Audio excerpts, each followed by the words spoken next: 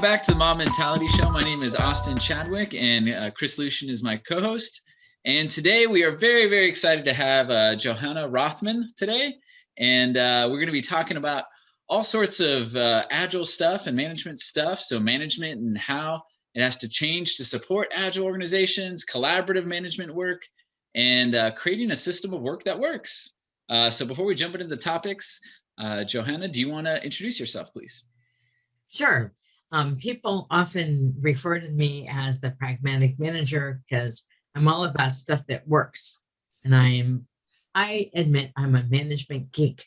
I am not a command and control management geek. I am a much more, not so much hands-off, but work on the system management geek as opposed to work on the people. If we work on the system, people are responsible enough to do the right thing almost all the time.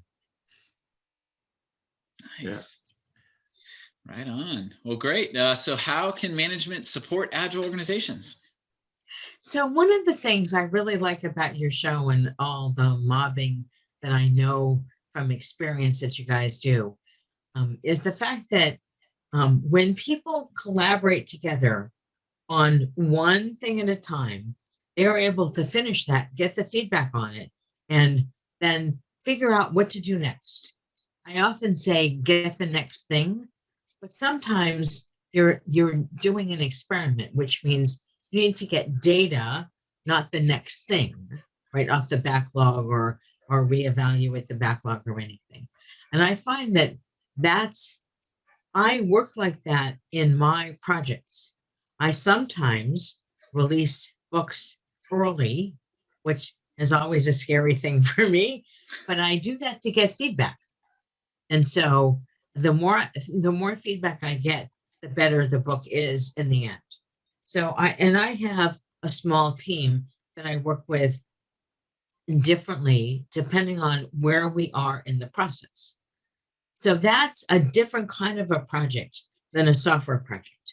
And I find that management often needs to work similarly to the way I work with my books. Not exactly. There are many decisions that if we could get managers to mob on them, we would be in much, much better shape. So anything to do with a project portfolio, for example, right? You guys have all seen this, maybe not in organizations that you work in now, but the managers want data.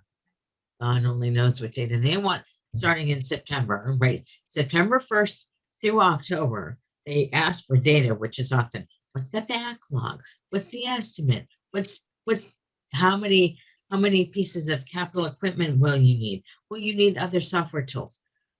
Questions that are almost unanswerable at the time that the managers are asking for it. Then the teams run off and do all that data gathering. Then the managers meet in October or November, often several times, separated by a week or two, and they almost always ask for more information. We don't like that estimate. What if we took away these requirements and gave you these instead? And they do this perpetually, but not continually, all the way through December. They realize in January 1st or 3rd or 5th that they need to make a decision. They make a decision February 1st, and it's wrong by Valentine's Day.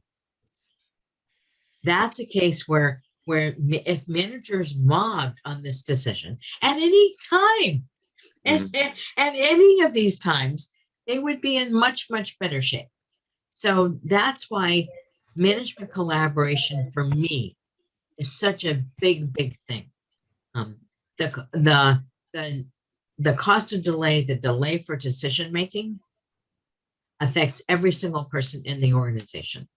So why, and it's different than mobbing on a product, right? Because this is kind of mobbing on a decision. Yep. Yeah. And you might not even be able to make the decision in one meeting. You might say, I do need some more information. But then how could you get to the decision-making point sooner? Yeah, absolutely. I totally agree with you. I think a lot of it is, having the right people there, right, and all of the right people there, and then getting the decision made quickly. And so when we come out of that, we can actually we can get the feedback and really understand the ramifications of that decision. And a lot of it, I also like this idea of just iteratively, reviewing the results of those decisions and then coming back and saying, maybe that was the wrong decision early, right? Because I think a side effect of what you do, what you described there, is by February, the decision's wrong, and by March, the decision is doubled down on because there's so much of an investment, right? The sunk cost fallacy plays in a deep way. So I really like what you have to say there. What did you, I guess, when you encounter this series of decision making in a group of managers, or maybe you talk to people about it with this problem, what advice do you give them to get out of that habit? How do you break the cycle?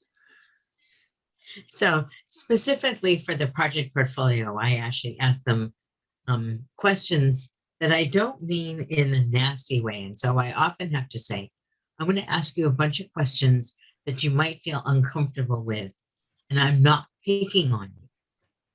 Right? I am asking these questions because as I gather data from my various clients in various industries, they tend to answer these questions in the same way. So the first question I ask is, did the estimate really make a difference to your decision? Yeah. And often they say, well, we thought it would, but then the estimate was so wrong that it turns out not to have been useful. Yeah. So I say, would you like a different metric that might be more useful instead of the time-based estimation, right? Mm-hmm. That people generate from the requirements on up. And they say, oh my God, yes. So I say, you actually have cycle time. And you can count, right? You can count the number of stories a given team does in a week or 2 or 4, right? Not every team can finish stories every day, which kind of breaks my heart. And not every team can even finish a story inside of 2 weeks. But almost every team can finish at least one thing in 3 weeks or a month. So you count. And then they always ask, but the stories are all different size. I said, yes, and then I explained a little bit more about cycle time. And that's why counting stories is almost as good as measuring cycle time. And you don't have to have all this estimation refresh that makes everybody kind of crazy. And that would allow you, if you want to know that a team does 6 things in a 3-month period, you can wait for those 6 things and then change your mind every 3 months. They say, oh, wow. Right. So now I don't have to talk about cycle time in that way. I don't have to talk about the theory of flow or flow efficiency or any of that. I can explain it to them in ways that matter to them. So it's not a buzzword bingo that they immediately check out on, and yeah, because it's a conversation, and yeah, I totally agree that having that conversation on a regular basis and talking about things that went poorly in the past can then result in getting people over that hump, I think, and so I wonder, once they see that the cycle time, like what's the reaction of these people when they see that cycle time and start looking at different metrics, like how if what was happening before, did they have quality changes? Did they have from a perspective of management, how did they change? Do you have any stories about that? Oh God, yes. Yeah. So there are 2 cycle times that well, often managers think about the team's cycle time, and they say, our teams, they're smart people, but they can't estimate to save their lives. Right. So I talk about, I live in a suburb of Boston, and I'm not sure if you guys know about our traffic. We have horrible traffic any time of the day or night, right? The only thing the pandemic has been good for is that rush hour is much easier. So when I have to go into Boston, I always leave an hour for my trip. It should only be 25 minutes. It has taken me a full hour, including the parking. So yeah. So what's my average cycle time? Average is probably 35 minutes. Average means nothing in this context. Because if I'm late for a client meeting, it doesn't matter that on average, I would have been there in plenty of time. Right. Mm. So I don't talk a lot about averages, but I talk about a lot about how long does a team take in work time? How long does a team need in wait time? And when they realize, once a week, I often do a little bit of measurement with the teams, and they say, the work time really was our estimate. It took 6 or 7 hours, just as we thought, but our wait time was 4 days, right? Because they're waiting for this person to come off of that task, this person to come off of that task. Right? So everybody's split as opposed to working together. So the managers all say, oh, gotta work on the team wait time. And I say, let's just measure your decision time, that cycle time. And what I often find is that the managers spend maybe 20 hours, right, on the project portfolio decisions, because they're really hard decisions. If it was easy, maybe one person could do it, but it's really, it's the tension of what do we want to do as part of the organization. Not an easy decision to have. And then, so it's 20 hours of decision making over 1,000, 1,500 hours of wait time. Mm-hmm. And that's when they say, but you counted the weekends. And I said, I don't know how to not count the weekends because you didn't make a decision, right? Time is continuous. I don't know how to take out the weekends here. Yeah. That's elapsed time. And that's when they say, oh, this is this is the same O as the programming O. Yeah. Oh, right. That's what we do when we program or test. Right? It doesn't matter. And that's that when managers realize what their actual work time for decision and the wait time, that's when they start to say, we could work on our system first. Oh, that's hard, Johanna. That's hard. Yeah, it is. Yeah. I really love this concept. Maybe it's been out there before, but it's the first time being put in my mind is that like a management team, instead of them delivering a product, they're delivering decisions, and then there's wait and there's cycle time and there's all those same things on it. And that's fantastic. And I love that flip. And what you mentioned was one thing about how collaboration helps. How does managers collaborating help with their own decision cycle time? So one of the big problems, I'm just going to keep using the project portfolio because we all encounter that, is how do we know which decision is the right decision to make for now for the project portfolio? So you guys both know in software, as we create products, the faster we can change our minds, the more flexibility we have, right? So that's one of the things I explain, whether or not I'm teaching managers about the system or the project portfolio. And then the next thing is, how do we make it so we can bring everybody together about one purpose, one goal for the organization? This is where a software team often has a better focus than a management team. And way too many management teams, right? There's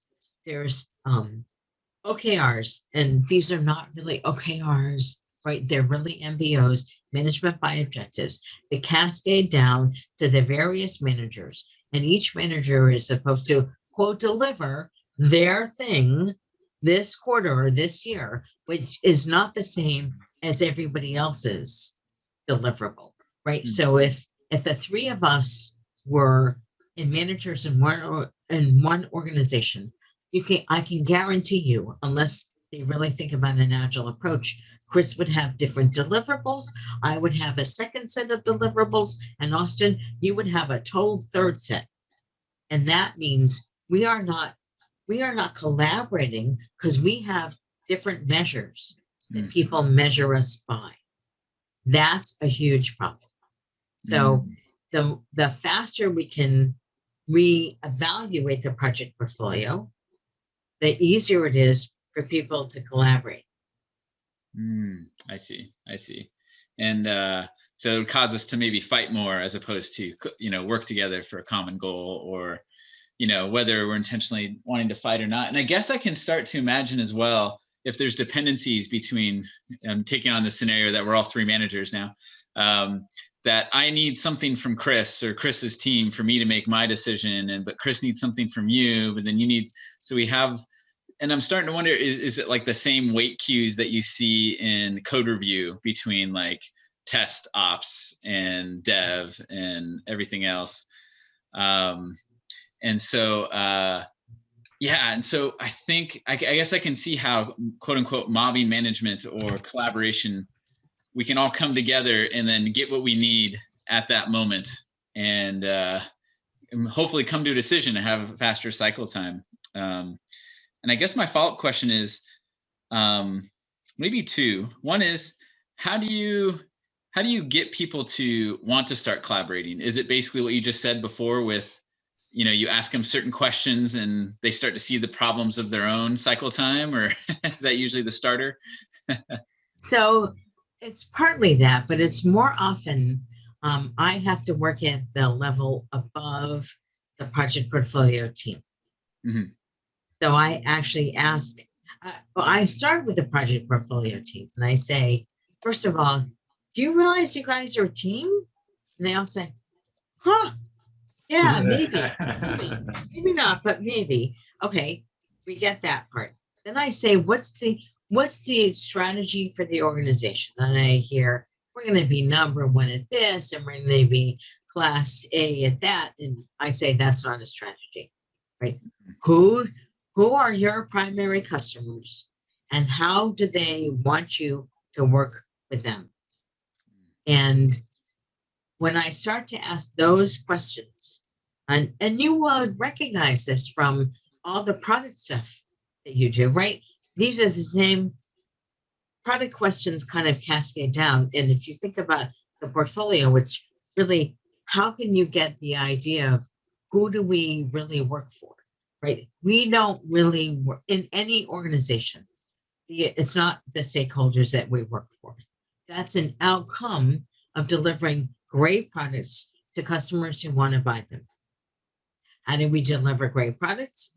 We, God forbid, empower the teams, right? We trust people to do a good job. And we select the projects and the services that we need so that customers buy our stuff and pay us, right? So that's when I start to think about how to frame that. That's when I actually ask people, what's the purpose of the organization? What's the overall goal? What's the overarching goal?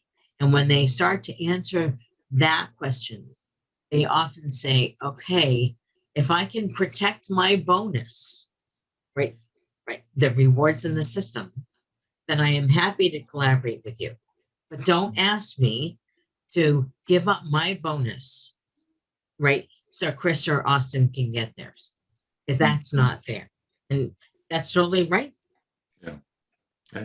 Actually, it's kind of reminds me. So I used to be in an organization where the bonus was distributed based on performance, and in that organization, it was people were pit against each other. It would even come to the point where only one person would get the entire bonus pool, because everybody else didn't deliver except for this one person. And so and the amount of toxic behavior that spawned out of that was just tremendous. And then in contrast, I think environments that have a bonus policy around the entire company unanimously, that has I see a lot more collaboration. It's really interesting. And then you reminded me, I think recently I was part of a meeting, and it was a number of managers, and they all had a dependency on another group that was outside of this group of leaders. And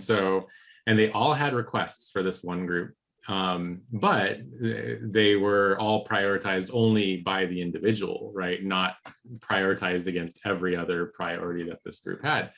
Once they basically said, okay, we're going to put them all in a single priority queue, and you are going to just take the next most important thing and go do that, then things started kind of chunking through the system a lot faster, and they're shocked at how quickly these things get done.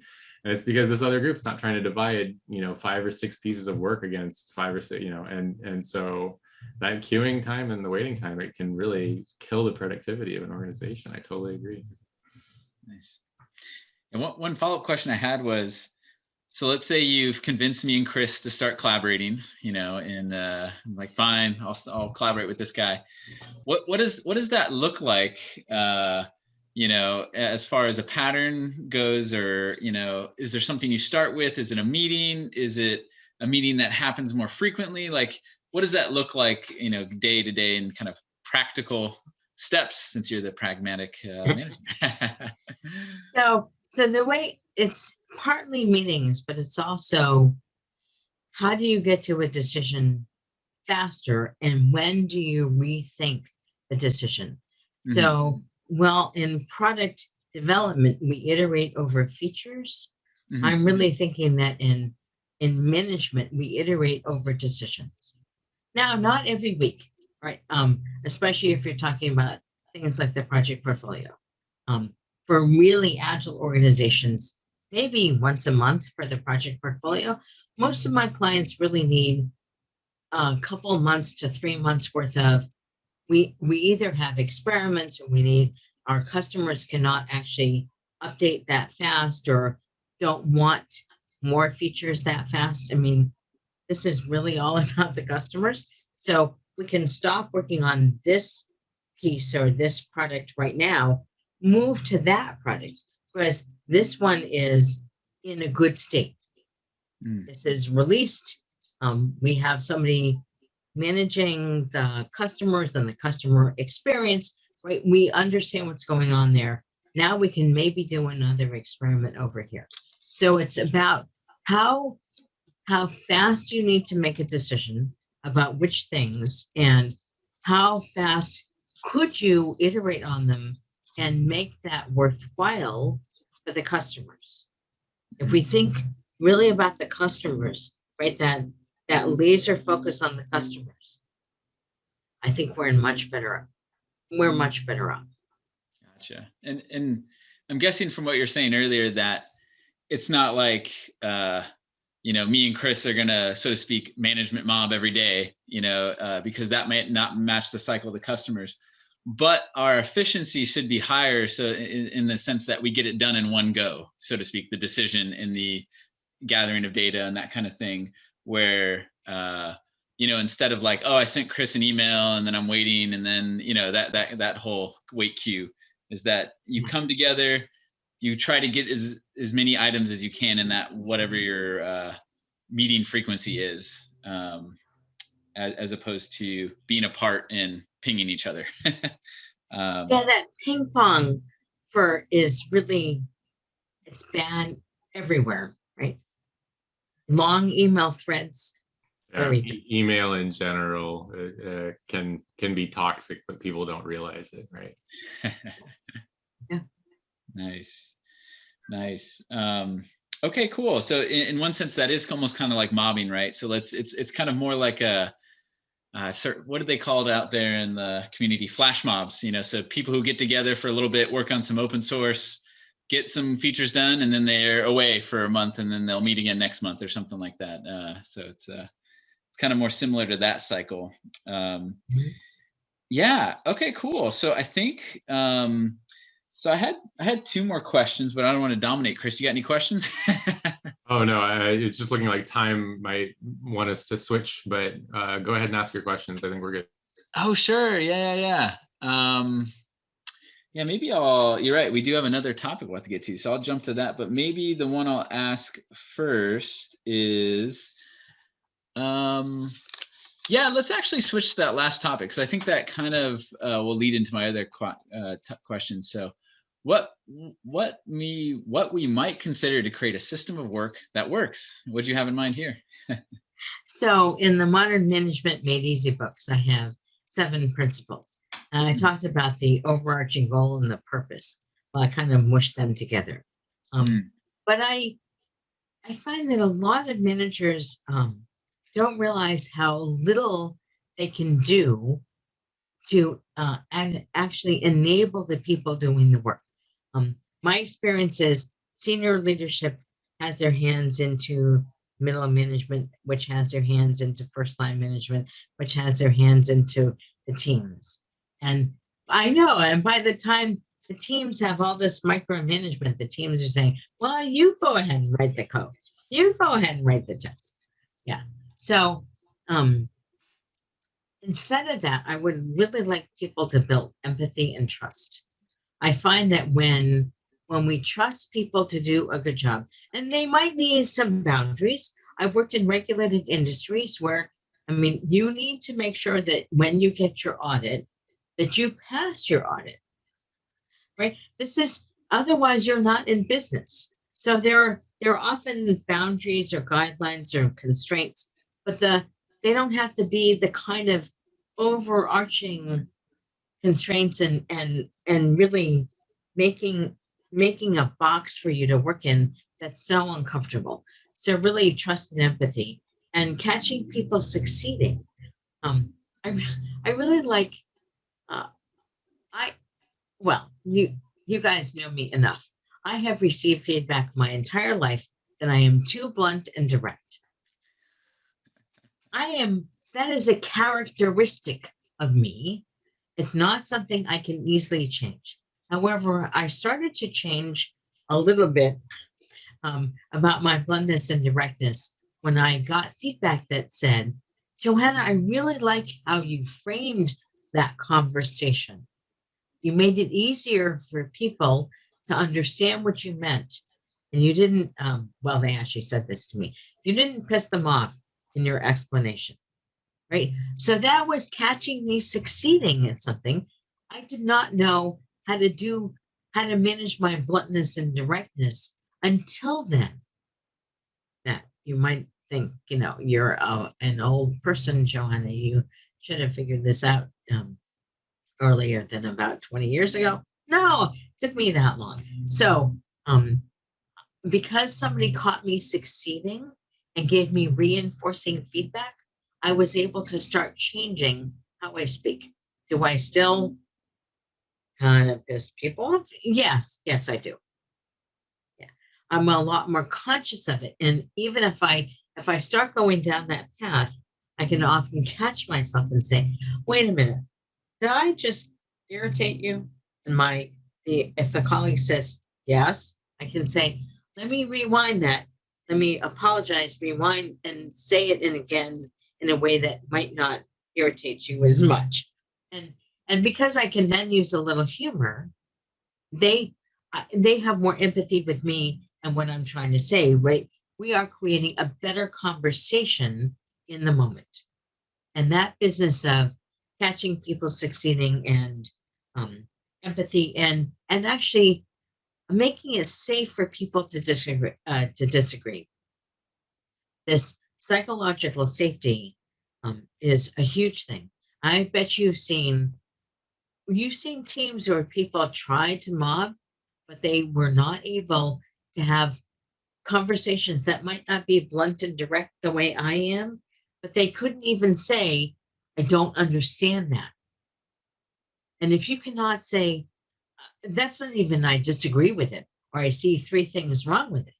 If you cannot even say, I don't get it, I don't understand, you are not going to succeed as a mom. Yeah, that's 100% true. In that, I love what you said. It seems to be the same psychological things applying in the kind of management circles and on the code kind of more mob levels. In that, kind of modeling vulnerability, like you said, right? Like you catch yourself in the middle of being blunt or Irritating. irritated or causing irritation, whatever you're doing, causing annoyance, and being like, I'm sorry about that. Let's try that again. Can we rewind? And yeah, I think humor helps a lot with that.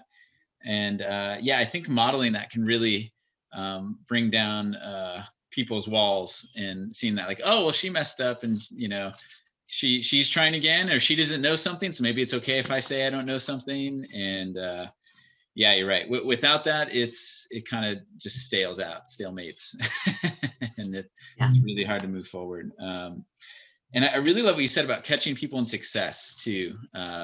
That's something Chris has been coaching me on coaching lately, is reinforcing positive things. And so, yeah, when you catch it happening well, it can really mean a lot to someone, to turn up the good, so to speak.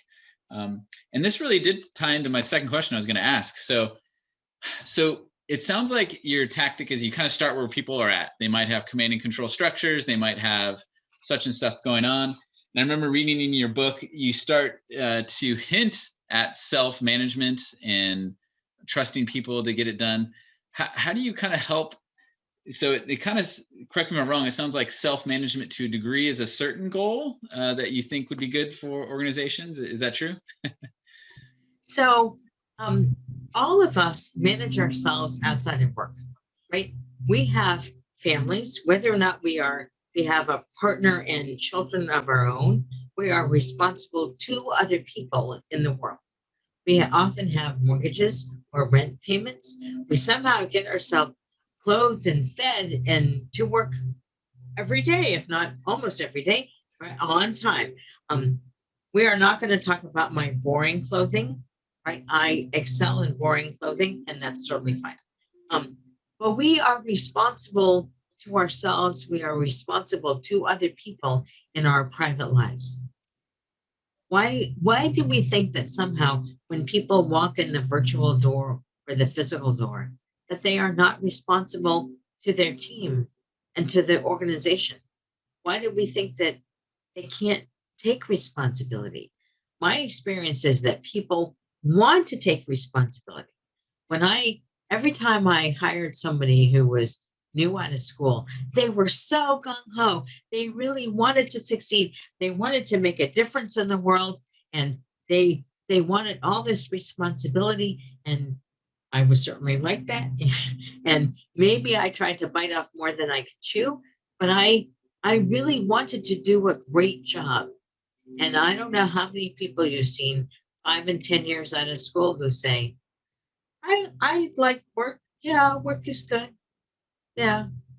It's not my, it's not where I get my excitement. I do this other thing outside of work. That's really where my heart is. And at some point, I will turn my avocation into my vocation. And while that might be true for many people, I still think that we could make it even better for people if we allowed that responsibility, right, that people want to take. Dan Pink calls this autonomy, mastery, and purpose. That came from Edward Deci. I think that's how he says his name. Yeah. Only read the words, not heard them. With the internal motivation stuff, we are internally motivated for almost anything. And as long as managers stop demotivating people, we are much more likely to get the outcomes that we want. So that's where to me, that's a piece of this system of work. Yeah, and I think I've seen a lot of that where people come into the industry and then slowly the light leaves their eyes, right? The excitement leaves, and to the point where people just treat it as just a job, and then their passions leave, but yeah, it's probably, I think especially in software development, people didn't, a lot of people, most people I think didn't study computer science because they thought it would be like just a good job, but they hate programming, right? Like it doesn't make sense to me, right? Because like there's a lot of other vocations that people could go into that they could just purely chase the money, right? But even though software pays well, I think that there's passion behind everybody's desire to be in software development. So I think especially it's an interesting thing, because I think that people in general, it's safe to assume a software developer came into the industry with a passion for computing and a passion for software and making people excited by automation, and right, all those things I think can be assumed. And so if you assume that, everybody that's disenchanted with their job right now probably went through this cycle of very likely that management on some level kind of overmanaged them and destroyed their vision of what work life might be like. And it's a very dangerous thing, because you can lose most of that person's productivity, or you end up like firing people. A manager might end up firing somebody because they're disenchanted, and it's really maybe not, it's not the fault of the individual. A lot of the time it's going to be the system that they were in that just took all the passion away, right? So I think that I'm really persuaded by your vision of self-management. What's the next steps for managers who are trying to make this transition? What do they do who are used to, so to speak, micromanaging, or what we might call micromanaging? Maybe they didn't call it that. What's their first steps that you help coach them through? So the first thing is to figure out, what am I doing? How do I learn to see myself and see how I am with other people? And I have some suggestions for that and practical ways to manage yourself. But it's a lot of asking the hard questions. How many decisions do I need to be involved with that the team makes on a regular basis? So if the team, so we all know that software product development, I should say, is a series of little tiny decisions every single day by every single person on the team, right? If you're mobbing, you tend to make those decisions more collaboratively. And if you're only pairing, I would love it if more people paired, even if they didn't mob, right? Then a pair makes those decisions. But we all have to somehow organize ourselves to make these decisions and agree with them. If the manager feels the need to be involved with all of these decisions, oh my goodness, it takes all the passion out of it. I got into software because I had never had so much fun solving problems before, right? And I am an old programmer. So 1974 was my first experience programming. So that totally changed my life, and I'm thrilled that it did. So the first thing to pop back up the stack is see where you are with your decision making and how you treat the people on the team, and how can you say I'm wrong? Can you say I made a mistake? Can you say I don't know? The more you can say that as a manager, the more you give permission for other people to be able to say that, which allows for much freer ideas and freer working together, right? So there's all that stuff. And then the next step is to make sure that you actually look for the harmonic whole, that the team should work in flow efficiency wherever possible, right? So work groups such as HR and customer support, they are groups, not teams. They're not gonna work in flow efficiency. However, you can make it easier for them to make more independent decisions or work together to understand the decisions that each one of them made.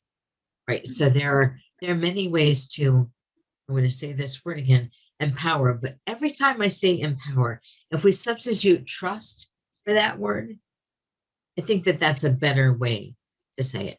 So how can we trust the people to do a good job?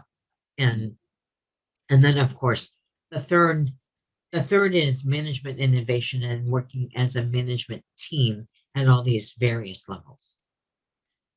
Fantastic. Excellent. Well, I'd love to keep chatting here, but we're coming close to our time box. So before we close out the show, is there anything you'd like to share or plug? So sure, I'm going to plug my Modern Management Made Easy books. Practical ways to manage yourself, practical ways to lead and serve others, with manage in parentheses, and practical ways to lead an innovative organization. They're out everywhere in ebook and paper, and I don't know when the audiobooks will come out because no audio right now. Yeah, fine. That's awesome though, that audiobook's coming out, because I'm a big audiobook fan, so that's great. Well, I've seen that I have different readers. Some readers only read ebooks. Some readers only read paper. Some readers only read audio. So yeah. That's me. I'm definitely an audiobook aficionado. Doing dishes, I want to be learning something, or vacuuming, I want to be learning something. That sort of thing. So it's fantastic. I'm the same. Yeah. All right. No. Well, to all of our viewers and listeners, please like, subscribe. If you know somebody that is a leader in an organization and really maybe needs some direction, or maybe you're somebody aspiring to something along those lines, then I definitely recommend that you share this, and or know somebody that's in that wants those things, and maybe that'll help the world kind of with better management. So until next time, we will say bye to you all. Thank you. Thank you.